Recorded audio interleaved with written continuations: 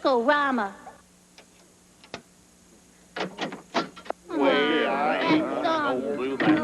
Last time I tried that, I was Singing in the wrong key. The selection is Abilene. Ugh. Come on. Once we start, we'll all feel better. A 1, a 2, and 3.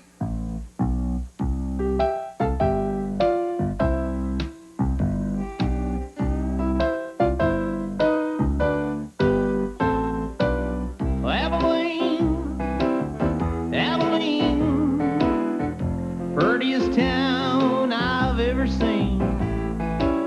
Folks out there don't treat you mean. In Abilene, my Abilene. Well, you know I sit alone every night, watch the train roll out of sight.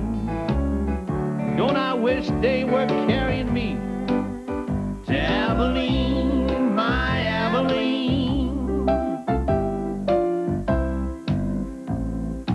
Crowded city, ain't nothing free. Ain't nothing in this crowd for me. Oh, I wish to my God that I could be in Abilene, my Abilene.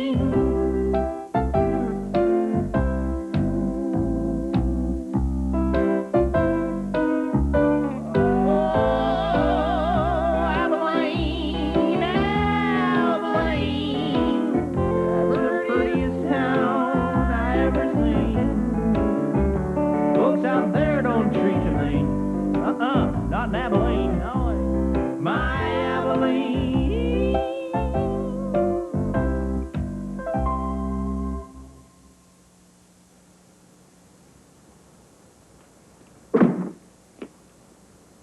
Something on your mind? Grandpa, Matt doesn't want to play. He just wants to sit there and read. But I want to have fun with those balloons. So what's the problem exactly? Reading can be fun. Matt doesn't want to do what I want to do. Why should he? You're both different. Life would be awfully dull if everybody wanted to do the same thing. The trick is to do some things on your own that you want to, but you can still do things together.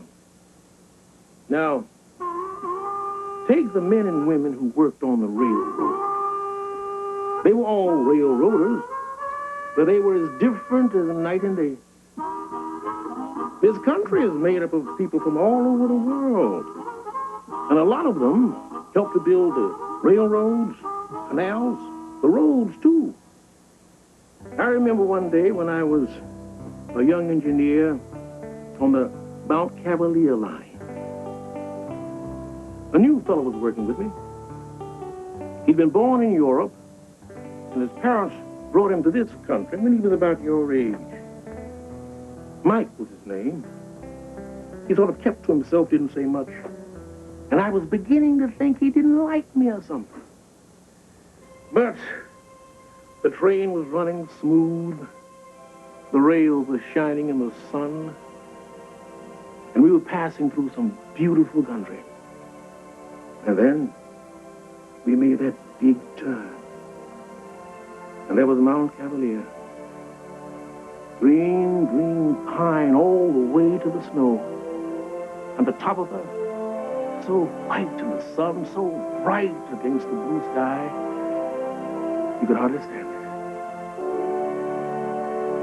Mike turned and looked at me with a huge smile on his face. And he put his thumbs like that. And I knew he was all right. It turned out his English wasn't as good as he wanted it to be. And he was just shy of it. Mike and I became real good friends. Which just goes to show you can be different and still be great pals. I like that story. Yeah, well, I've been thinking about writing down all these stories. Maybe make a book of them. That would be great. That way people could read them over and over again. That's the whole idea.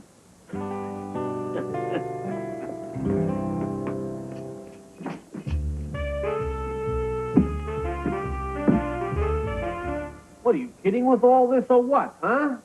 Hi, Steamer. Hey, Matt.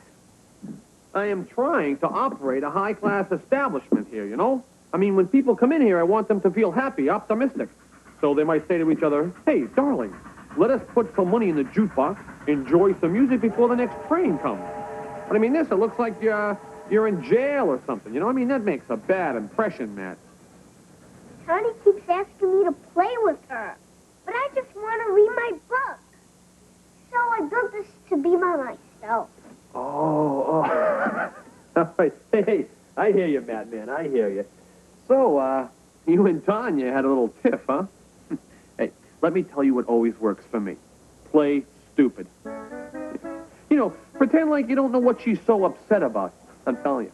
It drives the girls crazy.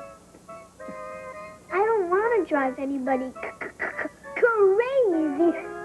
Hey, you want to win the fight, don't you? Okay, so pretend you don't know what she's so upset about. I'm telling you, Matt, take it from somebody who knows. Act stupid.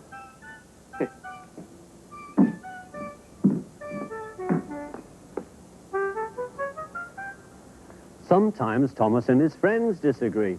Don't you remember the race Thomas and Bertie had? Who could forget it? I certainly can't. I don't know that story. Splendid. Then you can't forget it either. That doesn't make sense. You really have to know something before you can forget it, right? So if you never knew it, you can't forget it. Now that means the people who have forgotten the most are the people who knew the most in the first place. Therefore, the people with the worst memories in the world are actually the smartest people in the world. Well, where was I?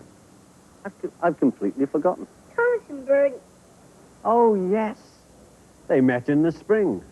By the way, does Tanya know this story? I don't think so. Splendid. Then she can't forget it either. Just look how much you two have in common. Anyway, Thomas met Bertie in the spring. Thomas was waiting at a junction when a bus arrived. Hello, said Thomas. Who are you? I'm Bertie. Who are you?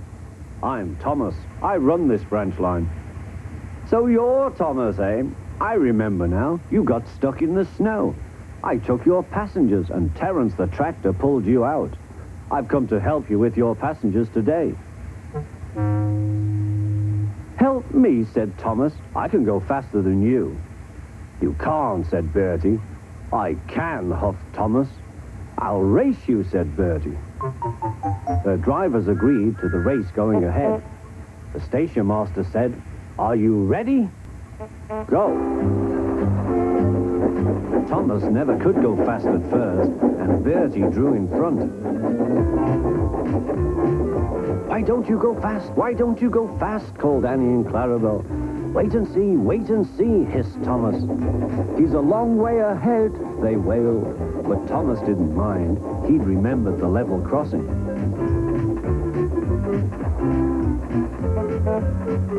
There was Bertie, fuming at the gates, while they sailed gaily through.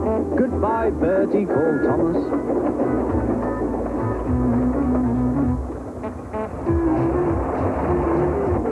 After that, the road left the railway, so they couldn't see Bertie.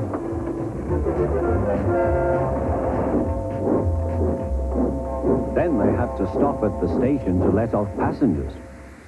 Pip, pip, pip! Quickly, please, called Thomas. And off they went again. Come along, sang Thomas. We're coming along, sang Annie and Clarabelle. Hurry, hurry, hurry, pouted Thomas. Then he looked ahead.